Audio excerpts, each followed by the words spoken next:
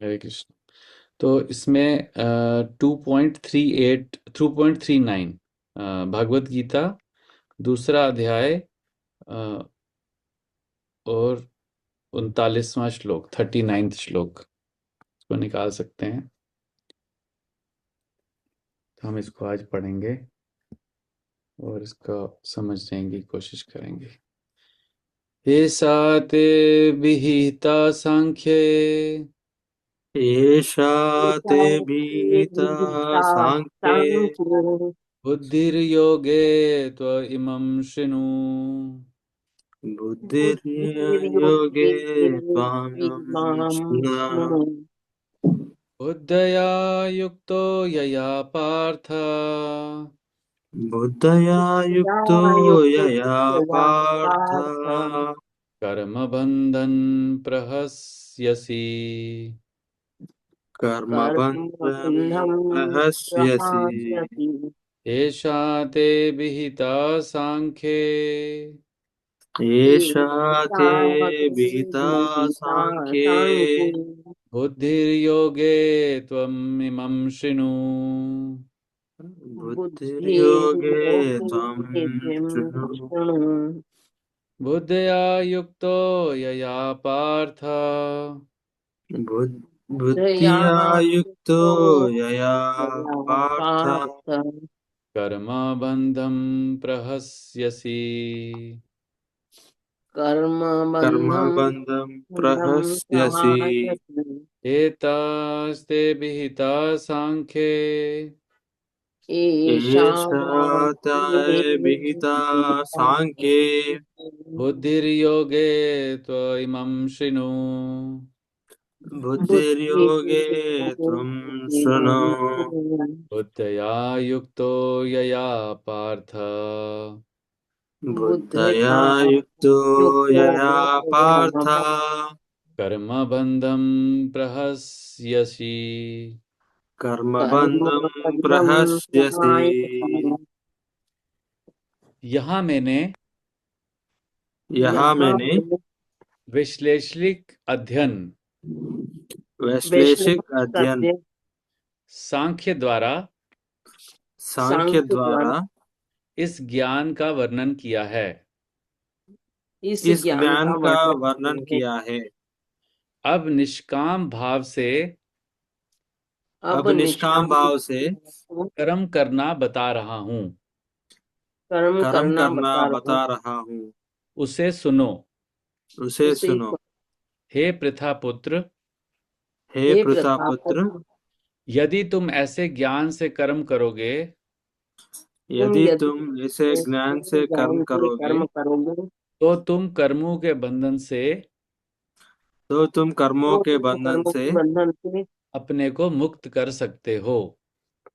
अपने को मुक्त कर सकते हो। यहाँ मैंने विश्लेषिक अध्ययन अर्थात सांख्य द्वारा इस ज्ञान का वर्णन किया है। अब निष्काम भाव से कर्म करना बता रहा हूँ, उसे सुनो। हे प्रथापुत्र, यदि तुम ऐसे ज्ञान से कर्म करोगे तो तुम कर्मों के बंधन से अपने को मुक्त कर सकते हो। तात्पर्य इसका हम काफी बड़ा है और ये अभी इंट्रोडक्शन हो रहा है, तो इसलिए हमें इसको धीरे धीरे पढ़ेंगे। तो बारी बारी पढ़ते हैं। आज 2 पैराग्राफ पढ़ते हैं, जितना समझ आएगा, मतलब जितना समय है। पढ़िए।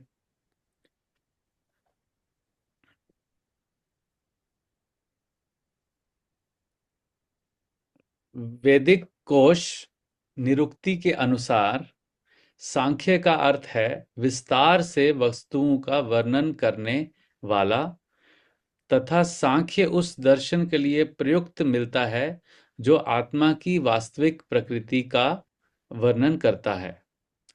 और योग का अर्थ है इंद्रियों का निग्रह।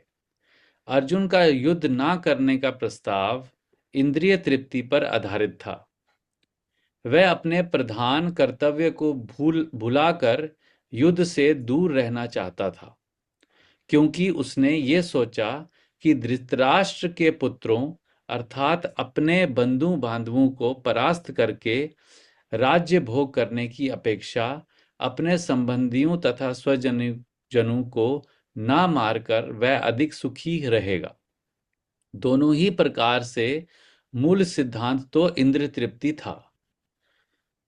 उन्हें जीतने से प्राप्त होने वाला सुख तथा स्वजनों को जीवित देखने का सुख, ये दोनों इंद्र तृप्ति के धरातल पर एक हैं, क्योंकि इससे बुद्धि तथा कर्तव्य दोनों का अंत हो जाता है।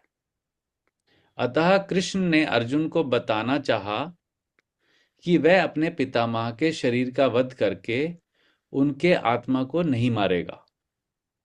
उन्होंने ये बताया कि उनके सहित सारे जीव शाश्वत प्राणी हैं।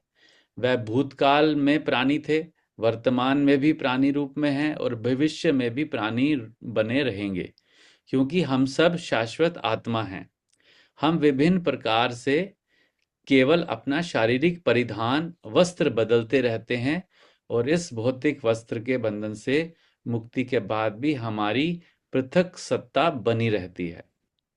भगवान कृष्ण द्वारा आत्मा तथा शरीर का अत्यंत विशद विश्लेषिक अध्ययन प्रस्तुत किया गया है और निरुक्ति कोश मतलब डिक्शनरी की शब्दावली में इस विशद अध्ययन को यहाँ सांख्य कहा गया है।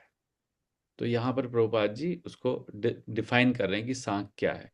इस सांख्य का नास्तिक कपिल के सांख्य दर्शन से कोई सरोकार नहीं है। इस नास्तिक कपिल के सांख्य दर्शन से बहुत पहले भगवान कृष्ण के अवतार भगवान कपिल ने अपनी माता देवहूति के समक्ष श्रीमद् भागवतम में वास्तविक सांख्य दर्शन पर प्रवचन किया था। उन्होंने स्पष्ट बताया है कि पुरुष या परमेश्वर कार्यशील है और वह प्रकृति पर दृष्टिपात करके सृष्टि की उत्पत्ति करते हैं। इसको वेदों ने तथा गीता ने स्वीकार किया है। वेदों में वर्णन मिलता है कि भगवान ने प्रकृति पर दृष्टिपात किया और उसमें आणविक जीवात्माएं प्रविष्ट कर दी। ये सारे जीव भौतिक जगत में इंद्रिय तृप्ति के लिए कर्म करते रहते हैं और माया के वशीभूत होकर अपने को भोक्ता मानते रहते हैं। इस मानसिकता की चरम सीमा भगवान के साथ सायुज्य प्राप्त करना है। ये माया अथवा इंद्र तृप्ति जन्य मोह का अंतिम पाश है और अनेका अनेक जन्मों तक इस तरह इंद्रिय तृप्ति करते हुए महान महात्मा भगवान कृष्ण यानी वासुदेव की शरण में जाता है, जिससे परम सत्य की खोज पूरी होती है। इसको पढ़ते रहें, पहले एक बार पढ़ लेते हैं। अर्जुन ने कृष्ण की शरण ग्रहण करके पहले ही उन्हें गुरु रूप में स्वीकार कर लिया। शिष्यस्ते अहम साधि माम त्व प्रपन्नम। फलस्वरूप कृष्ण अब उसे बुद्धि योग या कर्म योग की कार्यविधि बताएंगे। अभी तक सांख्य योग बताया, अब आगे कर्म योग बताएंगे, बुद्धि योग या कर्म योग, जो कृष्ण की इंद्रिय तृप्ति के लिए कार्य किया गया भक्ति योग है। ये बुद्धि योग अध्याय 10 के 10वें श्लोक में वर्णित है और जिसमें इसे उन भगवान के साथ प्रत्यक्ष संपर्क बताया गया है जो सबके हृदय में परमात्मा रूप में विद्यमान है। किंतु ऐसा संपर्क भक्ति के बिना संभव नहीं है। अतः जो भगवान की भक्ति या दिव्य प्रेमा भक्ति में या कृष्ण भावनामृत में स्थित होता है, वही भगवान की विशिष्ट कृपा से बुद्धि योग की ये अवस्था प्राप्त कर पाता है। अतः भगवान कहते हैं कि जो लोग दिव्य प्रेमवश भक्ति में निरंतर लगे रहते हैं और उन्हें ही वह भक्ति का विशुद्ध ज्ञान प्रदान करते हैं।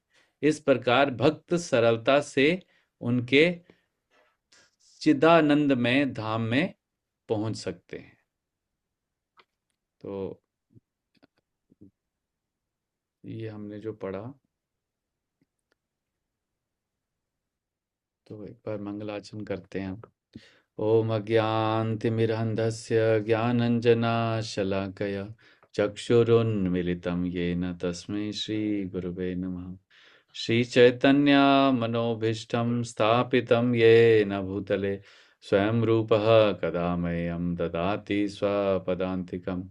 वन्देऽहं श्रीगुरु श्रीयुतापदकमलं श्रीगुरून् वैष्णवांश श्रीरूपं साग्रजातं सहगण रघुनाथान्वितं तं सजीवं साद्वैतं सावधूतं परिजनसहितं कृष्णचैतन्यदेवं श्रीराधा कृष्णपादान् सहगण ललिता श्रीविशाखान्वितांश्च हे कृष्ण करुणा सिंधु दीनबंधु जगतपते गोपेशा गोपिका कांत राधा कांत नमस्तुते तप्त कांचन गौरांगी राधे वृंदावनेश्वरी वृषभानुसुते देवी प्रणमामि हरिप्रिये वाञ्छाकल्पतरुभ्यश्च कृपा सिन्धुभयेव च पतितानां पावनेभ्यो वैष्णवेभ्यो नमो नमः।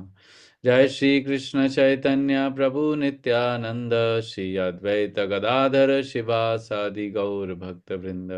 हरे कृष्णा कृष्णा कृष्णा हरे हरे हरे राम राम राम हरे हरे। नमः ओं विष्णुपादाय कृष्णप्रेष्ठाय भूतले श्रीमते भक्तिवेदांत स्वामीति नामिने। नमस्ते सरस्वते देवे गौरवाणी प्रचारिणे निर्विशेष शून्यवादी पाश्चात्य देशतारिणे। श्रील प्रभुपाद की जय। हाँ जी, तो जिसने ध्यान से सुना तो एक एक पॉइंट करके बता सकते हैं। सांख्य का अर्थ क्या है?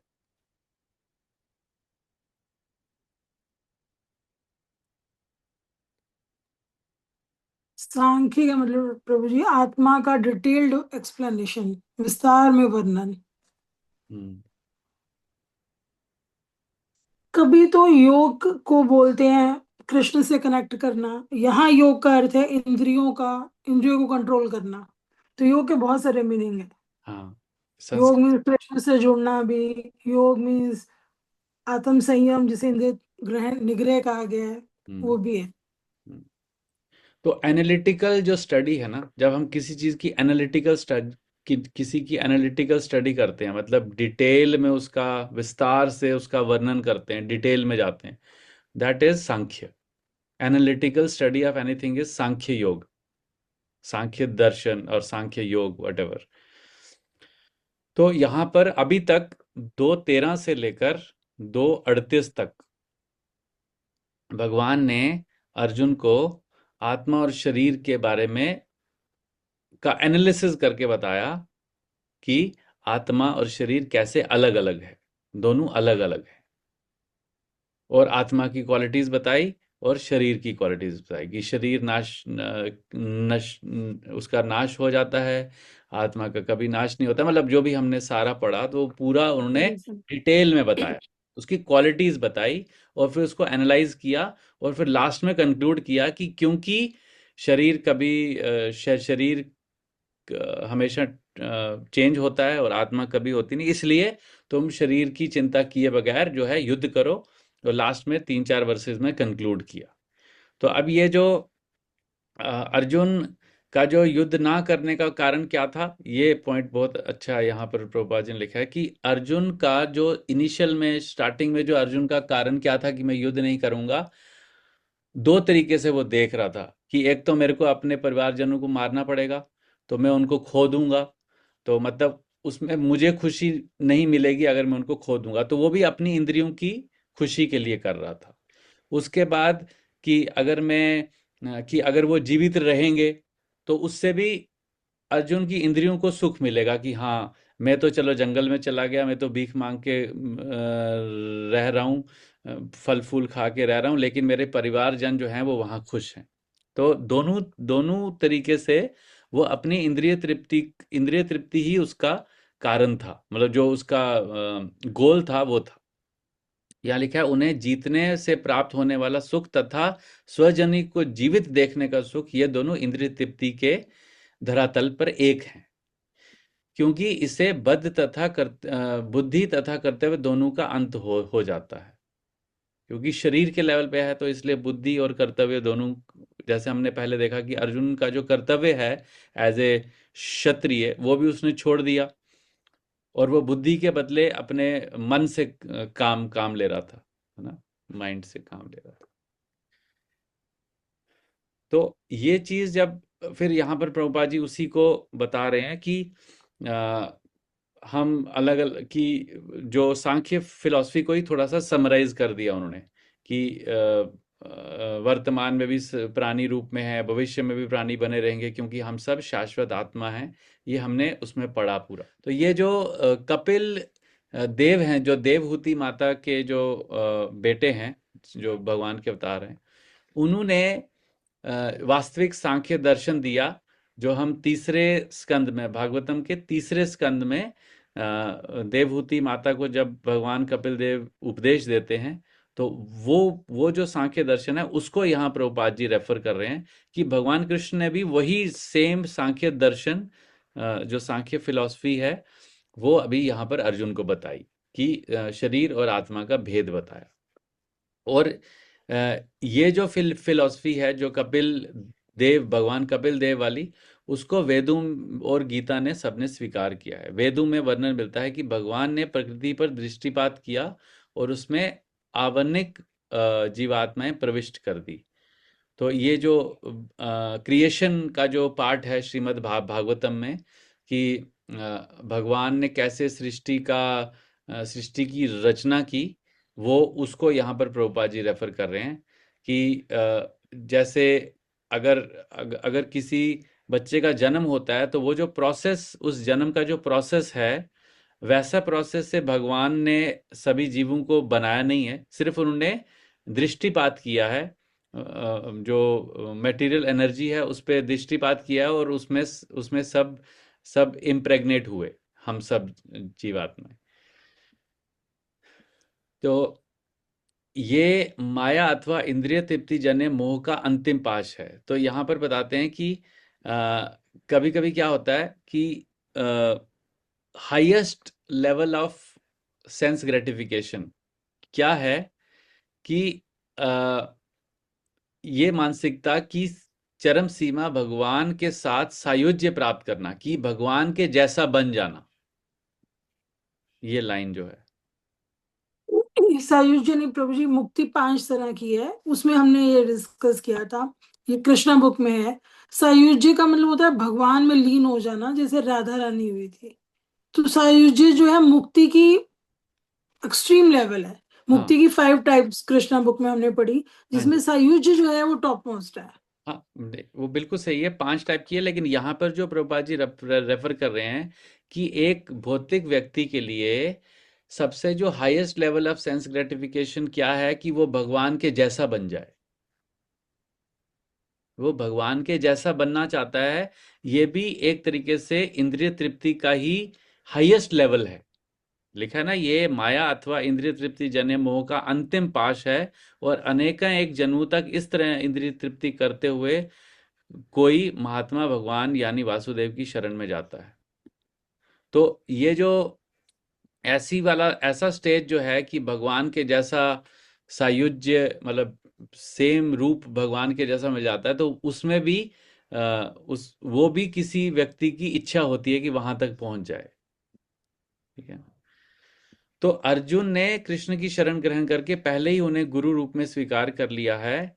तो यहाँ पर अभी आगे उनको क्या क्या बताएंगे, उसे बुद्धि योग या कर्म योग की कार्य विधियां बताएंगे। अब अभी तक उसको, अर्जुन को भगवान कृष्ण ने सांख्य योग बताया।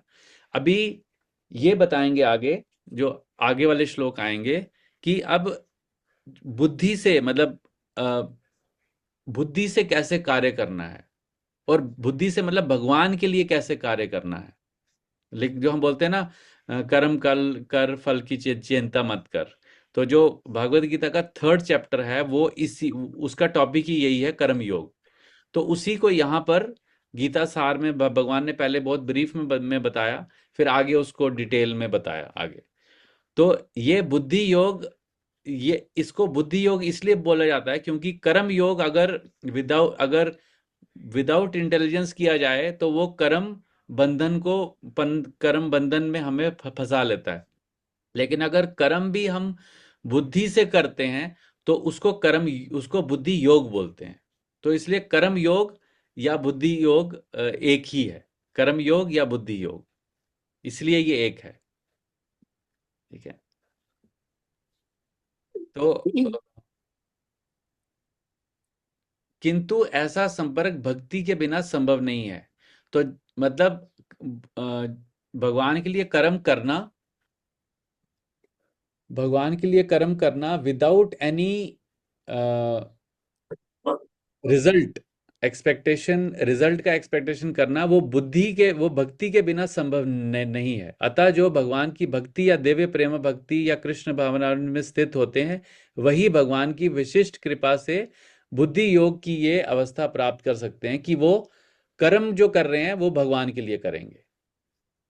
अतः भगवान कहते हैं कि जो लोग दिव्य प्रेमवश भक्ति में निरंतर लगे रहते हैं, उन्हें ही वे अपने भक्ति का विशुद्ध ज्ञान प्रदान करते हैं। इस प्रकार भक्त सरलता से उनके चिदानंद धाम में पहुंच सकते हैं।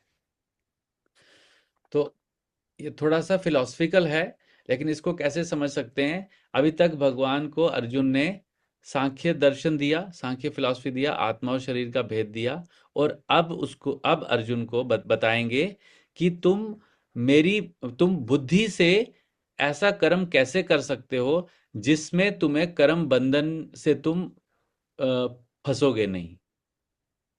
ये लाइन हम आज के इससे निकाल के एज ए लर्निंग आज हम ये लेके जा सकते हैं कि आगे के श्लोकों में भगवान श्री कृष्ण अर्जुन को ये उपदेश देने वाले हैं कि तुम्हें कर्म योग कैसे करना है। कर्म तो हम कर रहे हैं, लेकिन कर्म को योग की तरह कैसे करना है, उसके उसके लिए उसको बुद्धि देंगे। इसलिए उसका नाम कर्म योग या बुद्धि योग दोनों है ना। हो रहा है ना, क्लियर हो रहा है ना। कर्म तो करना ही है हमको, अर्जुन को भी कर्म करना ही है। आगे युद्ध करना है तो उसको कर्म करने के लिए बोला है ना उन्होंने। 38 में तो कर्म करने के लिए बोला, युद्ध करने के लिए बोला कि युद्ध करने के लिए युद्ध करो। अब अर्जुन के मन में यही क्वेश्चन आ रहे हैं कि वो कैसे युद्ध करे। अब मतलब भगवान को सेंटर में रख के कैसे युद्ध करे, उसी का आंसर अभी भगवान उसको आगे बताएंगे कि कैसे तुम कर्म भी योग की तरह कर सकते हो। मेरे से जुड़ के जब तुम कर्म करोगे तो वो कर्म योग, और मैं तुम्हें उसके लिए बुद्धि दूंगा, तो इंटेलिजेंस से जब तुम कर्म करोगे तो वो बुद्धि योग होगा। तो इसमें प्रभुपाद जी का परपोर्ट काफी डिटेल्ड है। तो आगे वो बुद्धि योग को एक्सप्लेन करेंगे, क्योंकि यही जो शब्द है ना, बुद्धि योग और कर्म योग, इंटरचेंजेबली प्रभुपाद जी ने यूज किया अपना पूरा भागवत गीता में। तो हमें ये कॉन्सेप्ट क्लियर करना है, इसी परपोर्ट में ये कॉन्सेप्ट क्लियर होगा कि कर्म योग और बुद्धि योग कैसे एक ही है। बुद्धि योग मतलब भक्ति योग। बट यहाँ प्रभु जी जो 10th चैप्टर के 10th श्लोका को रेफर किया गया ना, हम्म, उसमें बुद्धि योग का मतलब है चैप्टर 5th, कृष्णा भावना भावित में किया गया कार्य बुद्धि योग कहलाता है। हाँ वही वही है। कर्म योग तो डिफरेंट है, 5th चैप्टर है जो कृष्णा भावना भावित में किया गया कर्म, वही बुद्धि योग है। हाँ वो धीरे धीरे हम समझेंगे। अभी हम जंप करेंगे ना 5 और 10 पे, तो हम सिक्वेंशली जाएंगे तो हमें अच्छे से इसको समझ आएगा। अभी के लिए भगवान कृष्ण अर्जुन को ये बुद्धि देंगे कि तुम जब मेरे लिए कर्म करोगे तो उसको योग की तरह कैसे करो। सिंपल लाइन में मैं उसको बहुत सिंपल करने की कोशिश कर रहा हूं, ताकि हम इसमें कंफ्यूज ना हो। तो कैसे अर्जुन कर्म करते हुए भगवान के लिए कर्म करेंगे, वो बुद्धि भगवान अर्जुन को देंगे। तो उसको भगवान बुद्धि योग बोल रहे हैं। ठीक है। तो इसी इसी को और लेके चल। पिछले पैराग्राफ में इस लाइन का क्या मतलब है कि भौतिक वस्त्र के बंधन से मुक्ति के बाद भी हमारी पृथक सत्ता बनी रहती है। हाँ, मतलब जब हम शरीर त्याग हमारी भी देते हैं इंडिविजुअलिटी। तो हमारी पृथक। हाँ, हमारी इंडिविजुअलिटी हमेशा बनी रहती है। हम कभी किसी भ्रम में मर्ज नहीं हो जाते, हमारी आइडेंटिटी खत्म नहीं हो जाती है। हम इंडिविजुअल सोल बने रहते हैं। मायावादी कॉन्सेप्ट का ऑपोजिट। मायावादी कॉन्सेप्ट क्या है कि हम भगवान में लीन हो जाते हैं और हमारा जो स्वरूप है वो खत्म हो जाता है। लेकिन ऐसा यहाँ पर भगवान ने नहीं बोला। बोला कि हमारी सत्ता बनी रहती है, मतलब हम इंडिविजुअल, हमारी एग्जिस्टेंस बनी रहती है।